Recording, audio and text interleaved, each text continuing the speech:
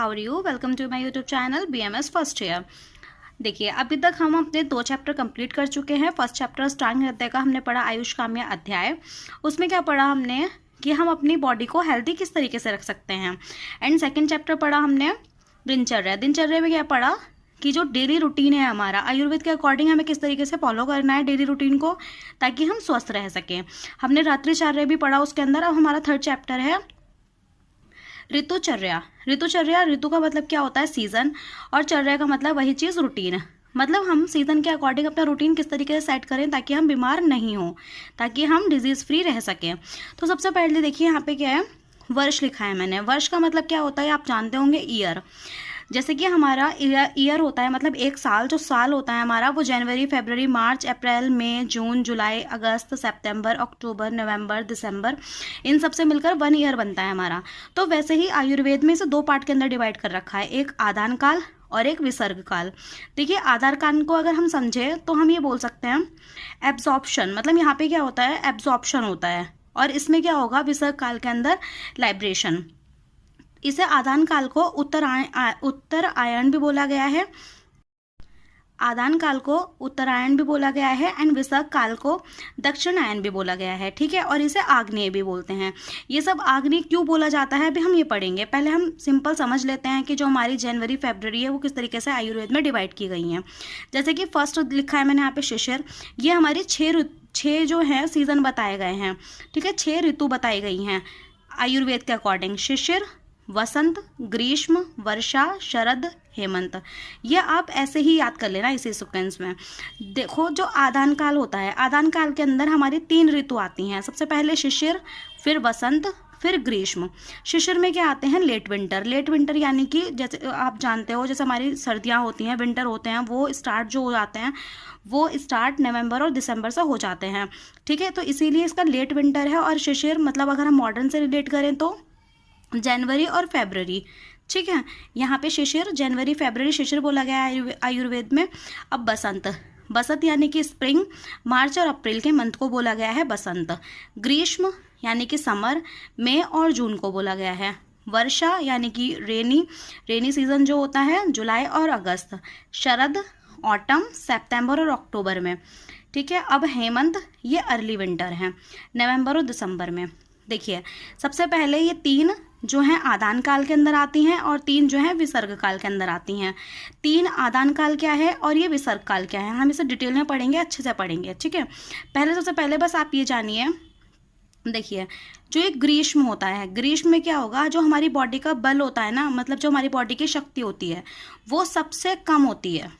कब होगी, ग्रीष्म के अंदर और वर्षा के अंदर, क्योंकि दोनों के अंदर यहाँ पर क्या होता है, ये आदान काल की लास्ट स्टेज होती है और ये क्या होगा विसर्ग काल की फर्स्ट स्टेज होती है। तो यहाँ पे जो बल होता है, हमारी शक्ति जो होगी वो सबसे कम होती है। ठीक है, और जो वसंत होगा और शरद, वसंत और शरद में क्या होता है, हमारी बॉडी के अंदर जो शक्ति होती है, बल जो होता है वो मध्यम होता है, मतलब दोनों मिड में होगा। और लास्ट जैसे हमारा आदान काल की फर्स्ट स्टेज होती है शिशिर, मतलब लेट विंटर। और दक्षिण आयन यानी कि विसर्ग काल की जो लास्ट स्टेज होती है हेमंत, यानी कि अर्ली विंटर। यहाँ पे हमारी बॉडी के अंदर सबसे ज़्यादा बल होता है। देखिए, सबसे ज़्यादा बल मतलब सबसे ज़्यादा शक्ति होती है। ऐसा क्यों होता है, क्योंकि यहाँ पर क्या होगा, क्योंकि ये अर्ली जो हमारा आदान काल है, आदान काल की सबसे फर्स्ट स्टेज होती है और विसर्ग काल की लास्ट स्टेज होती है। तो यहाँ पे क्या होता है, बल सबसे ज़्यादा होता है, श्रेष्ठ होता है। ठीक है, आई होप ये समझ आ गया हो सबको।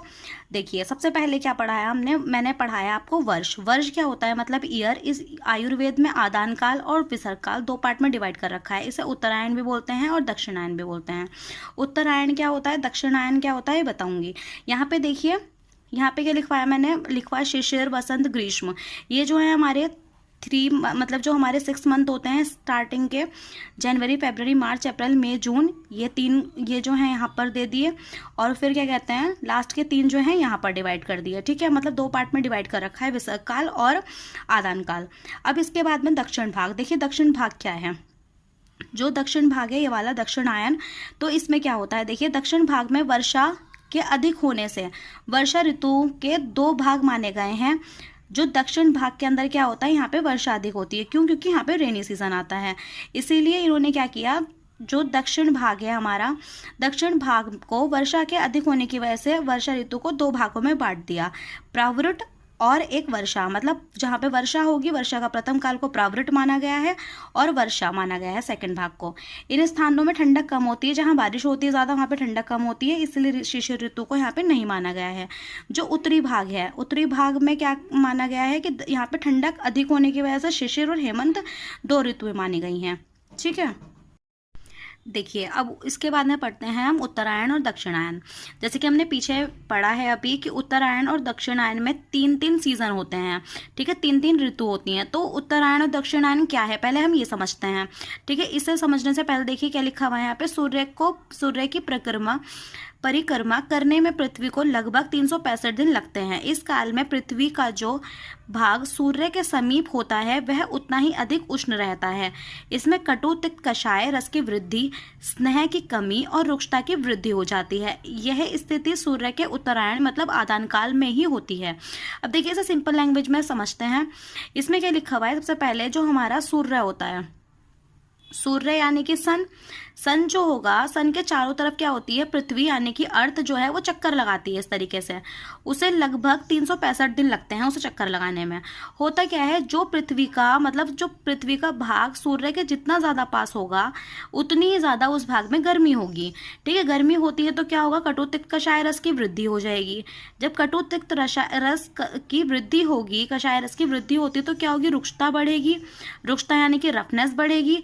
जब रफनेस बढ़ती है तो क्या होगा, स्नेह क्या होगा, ऑयलीपन, जो ऑयली होती है ना, ऑयल वगैरह, स्निग्धता वो जो होगी हमारी बॉडी से मतलब खत्म हो जाएगी। जब रुक्षता बढ़ रही है तो ये खत्म हो जाएगी, मतलब कमी हो जाएगी इसकी। इसी स्थिति को क्या बोला गया है, उत्तरायण बोला गया है, उत्तरायण। ठीक है, अब दूसरी चीज क्या है, सूर्य के दूर रहने वाले पृथ्वी के हिस्से में इसकी विपरीत स्थिति होती है। इसे दक्षिण आयन या विसर्ग काल कहते हैं। देखो जब पृथ्वी सूर्य के समीप होगी मतलब सूर्य के पास होगी, जो पार्ट उसका उस तरफ सूर्य की तरफ होगा तो वहां पे गर्मी हो रही है। अब जब दूर है तो वहां ठंडक होगी। ठीक है, इससे अपोजिट, विपरीत का मतलब होता है अपोजिट स्थिति होगी तो क्या होगा, दक्षिणायन यानी कि विसर्ग काल बोला गया है। अब हमें ये बात तो क्लियर हो गई है, विसर्ग काल के अंदर क्या हो रहा है, विसर्ग काल के अंदर थोड़ी ठंडक है और जो हमारा आदान काल है वहां पर गर्मी है। मतलब आदान काल के अंदर रुक्षता और विसर्ग काल के अंदर स्निग्धता आएगी। स्निग्धता यानी कि ऑयलीनेस। ठीक है, अब हमारा देखो इसके नीचे क्या लिखा है, सूर्य केंद्रक। इसे सूर्य केंद्रक क्या होता है, पृथ्वी का सूर्य के चारों ओर घूमने की इस गति को सूर्य केंद्रक यानी कि हेलियोसेंट्रिक गति कहते हैं। मतलब जो सूर्य जो होता है हमारा पृथ्वी जो है सूर्य के चारों ओर घूमती है। ठीक है, इसी को क्या बोला गया है, इस गति को यानी कि इस मूवमेंट को क्या बोला गया है, सूर्य हेलियोसेंट्रिक। ठीक है, हेलियोसेंट्रिक बोला गया है, सूर्य केंद्रक बोला गया है। अब दूसरी चीज भूकेंद्रक किसे बोलते हैं, चंद्रमा के पृथ्वी के चारों ओर गति करने को भूकेंद्रक यानी कि जियोसेंट्रिक गति कहते हैं। अब चंद्रमा के पृथ्वी के चारों ओर मतलब पृथ्वी बीच में है, अब यहाँ पर क्या है, चंद्रमा घूम रहा है, इसे क्या बोला गया है, जियोसेंट्रिक। ठीक है, अब हम एक एक करके क्या करेंगे, हम ऋतु पढ़ेंगे। अब हमें समझ में आ गया है विसर्ग काल क्या होता है और आदान काल क्या होता है। ठीक है, आदान काल में क्या है, आदान काल के अंदर जो है हमारा आदान काल के अंदर मतलब गर्मी की स्टार्टिंग होती है तो रुक्षता बढ़ती है। विसर्ग काल के अंदर क्या है, विसर्ग काल के अंदर ठंडक आती है तो इसका मतलब क्या है, स्निग्धता बढ़ती है। ठीक है, हम एक एक ऋतु को लेकर चलेंगे यहाँ पर। देखिए हेमंत ऋतु क्या है, विसर्ग काल की लास्ट की स्टेज है। यहाँ पे क्या है, स्निग्धता बढ़ती है। तो हम इसके बारे में पढ़ेंगे क्या है ये श्लोक नंबर 7 और 8 थर्ड चैप्टर का 7 श्लोक और 8 श्लोक आप पढ़ लीजिएगा बुक में। इस चैप्टर के अंदर मैं श्लोक नहीं लिखे हैं मैंने, क्योंकि इसके चैप्टर के ज़्यादा श्लोक इंपॉर्टेंट होते नहीं है, लेकिन आप पढ़ लीजिएगा, क्वेश्चन आ जाते हैं, मतलब श्लोक लिख कर दे देते हैं तो आपको लिखना पड़ेगा उसका। ज़्यादातर मोस्टली जो क्वेश्चन होते हैं इस चैप्टर के ऊपर ऐसे पूछे जाते हैं कि विसर्ग काल पे और आदान काल के अंदर डिफरेंस बताओ या फिर ऋतुओं के अंदर डिफरेंस बताओ। ठीक है, तो इसलिए मैं यहाँ पे ज़्यादा श्लोक नहीं लिखूंगी, श्लोक बड़े हैं इस चैप्टर में तो आप सारे ही पढ़ लीजिएगा, याद जो करने होंगे मैं बता दूंगी आपको। ठीक है, तो देखिए सबसे पहले हेमंत ऋतु चल रहा है क्या है, शक्तिशाली व्यक्ति में शीतलता के कारण शरीर की ऊष्मा का मार्ग अवरुद्ध हो जाता है, जिससे वह बाहर नहीं निकल पाती है। इसलिए हेमंत ऋतु में मधुर अम्ल लवण रसों का अधिक सेवन कराते हैं, क्योंकि जाठराग्नि तीव्र हो जाती है, बल की वृद्धि होती है। हेमंत में वायु और कफ दोनों बढ़ते हैं। सुश्रुत ने कटु तिक्त के सेवन के लिए कहा है। अब देखिए, इसे हम समझते हैं। सबसे पहले हेमंत ऋतु, जो हमारी हेमंत ऋतु होती है उसमें होगा क्या? उसमें ये होता है कि जो हमारी बॉडी होती है, किसी भी व्यक्ति की बॉडी जो होगी वो शीतलता के कारण, मतलब ठंडक के कारण, क्योंकि यहाँ पे ठंडक है, अर्ली विंटर है, अर्ली विंटर में ठंडक होती है, नवंबर और दिसंबर का टाइम है, तो यहाँ पे क्या होगा, शीतल ठंडी हो जाएगी हमारी बॉडी। तो उसकी वजह से जो ऊष्मा होती है, मतलब जो हीट होती है, हीट हमारी बॉडी से बाहर नहीं निकल पाती, मतलब अंदर ही अंदर रहती है। जब अंदर ही अंदर रहेगी, बाहर नहीं निकल पाएगी, तो इससे क्या होगा, मतलब इससे क्या होगा, जाठराग्नि तीव्र हो जाएगी। जाठराग्नि तीव्र होती है तो क्या होगा, बल की वृद्धि होगी। बल की वृद्धि होती है, ज़्यादा से ज़्यादा बल जो होता है, सबसे श्रेष्ठ बल माना गया है हेमंत ऋतु में और शिशिर ऋतु में। तो उसका कारण क्या है, क्योंकि हमारी बॉडी से बाहर जो है ऊष्मा नहीं निकल पाती, ऊष्मा के मार्ग बंद हो जाते हैं, वात जो है हमारी बॉडी से बाहर नहीं जाती, तो शरीर के अंदर ही रहती है। वो शरीर के अंदर रहेगी तो हमारा खाना ज़्यादा से ज़्यादा डाइजेस्ट हो पाता है। आपने नोटिस किया होगा कि हम गर्मी के कंपैरिजन सर्दी में ज़्यादा खाना खाते हैं, जबकि दिन छोटा होता है, रातें बड़ी होती हैं, लेकिन फिर भी हम खाना जल्दी खाते हैं, मतलब ज़्यादा खाते हैं और खाना हमारा इजीली डाइजेस्ट हो जाता है।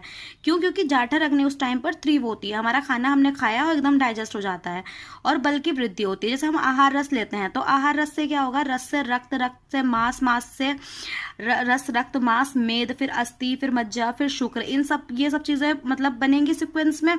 अब जब ये सब चीज़ें सीक्वेंस में बनती हैं तो शुक्र के बाद किसकी वृद्धि होती है, किसकी, ओज की। ओज यानी कि इम्यून, मतलब बल की वृद्धि हो रही है।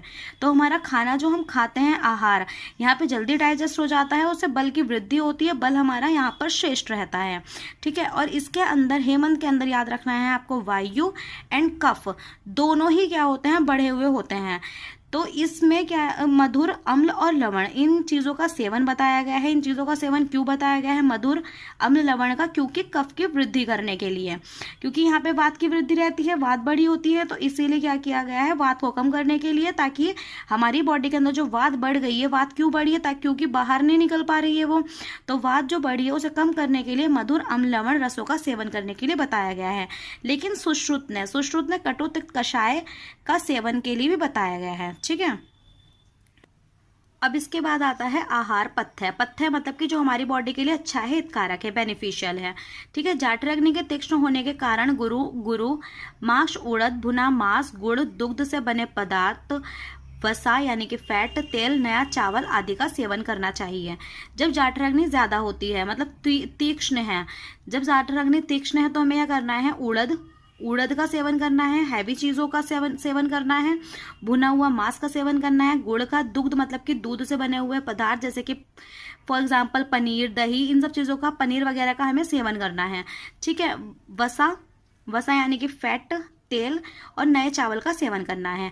अब क्या है यहाँ पर, विहार मतलब कि हमें क्या करना है, व्यायाम करना है, एक्सरसाइज, उद्वर्तन यानी कि उद्वर्तन अब पीछे बता चुकी हूँ दिनचर्या में, अभ्यंग भी बता चुकी हूँ, स्वेदन भी, धूम्रपान भी, ये सब चीज़ें पहले मैं बता चुकी हूँ। अब देखिए धूप का सेवन करना है हमें, यहाँ पर उष्ण जल से स्नान करना है। जैसे कि आपको पता है अर्ली विंटर होते हैं तो हम क्या करते हैं, ठंडे पानी से पहले नहा रहे होते हैं, लेकिन हम क्या करेंगे, फिर बाद में सर्दी आते ही गर्म पानी से नहाना स्टार्ट कर देते हैं। गर्म पानी से नहाना स्टार्ट करना है हमें, कंबल वगैरह ओढ़नी है, रुई कॉटन से बने हुए कंबल, जो मतलब रजाई वगैरह होती है कॉटन से बने हुए, वो ओढ़ने हैं हमें, और मैथुन करना है, यहाँ सब बताया गया है। ठीक है, आपत्य क्या है, जो हमें काम नहीं करने, जो हमारी बॉडी के लिए अहितकारक है, मतलब अच्छे नहीं हैं। ठीक है, बेनिफिशियल नहीं होंगे इस सीजन के लिए। सिर्फ वातवर्धक, जो वात को बढ़ाएं, वो चीज़ें हमें नहीं करनी है।